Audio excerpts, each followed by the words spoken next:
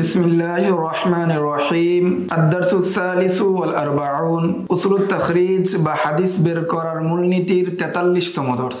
এই দর্সে আমরা হাদিসের মওযু জানার মাধ্যমে তাখরিজ করার পদ্ধতির তৃতীয় প্রকারের কিতাব সম্পর্কে আলোচনা করব। তৃতীয় প্রকারের কিতাব হলো ওই সমস্ত কিতাব যে সমস্ত কিতাব দ্বীনের নির্দিষ্ট একটি দিক বিবেচনা করে প্রণয়ন করা হয় বা তৈরি করা হয়, অথবা দ্বীনের যে কোনো বাবের একটি বাবকে কেন্দ্র করে যে সমস্ত হাদিসের কিতাব লেখা হয়, ওই সমস্ত হাদিসের কিতাব থেকে হাদিস তাখরিজ করা। এই ধরনের কিতাব অনেক পাওয়া যায়। তন্মধ্যে প্রসিদ্ধ কিতাব হলো আল আজজা। এখন আমরা জানবো আজজা দ্বারা উদ্দেশ্য কি এবং এর পরিচয় কি। আজজা হলো জুজউনের জমা। আল জুজউল হাদিসি মুহাদ্দিসগণের পরিভাষায় এমন একটি ছোট কিতাব যে ছোট কিতাবের মধ্যে দুটি বিষয়ের একটি বিষয়কে অন্তর্ভুক্ত করে। নাম্বার 1, যে কোনো সাহাবী অথবা সাহাবীর পরবর্তী কোনো একজন ব্যক্তিকে কেন্দ্র করে তার বর্ণিত সমস্ত হাদিসকে একত্রিত করা। যেমন জুজউ মা রাওয়াহু আবু হানিফা আনিস সাহাবা, অর্থাৎ আবু হানিফা রাহমাতুল্লাহি আলাইহি সরাসরি যেসব সাহাবা থেকে হাদিস বর্ণনা করেছেন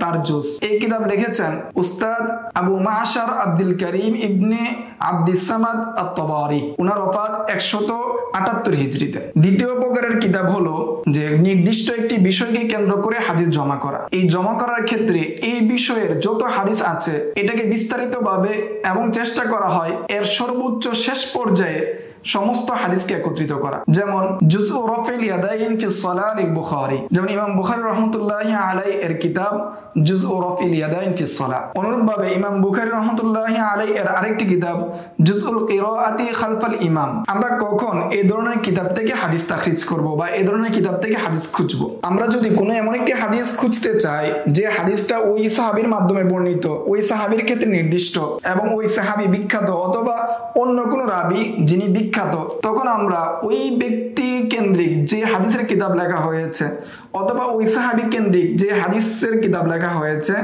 আমরা ওই কিতাবে গিয়ে হাদিসটি খুঁজব। অথবা কোনো বিষয় কেন্দ্রিক যদি হয় আর ওই বিষয় কেন্দ্রিক যে হাদিসের কিতাব লেখা হয়েছে সেই বিষয়ে গিয়ে আমরা ওই হাদিসটা খুঁজব। আজকের দর্স এই পর্যন্তই।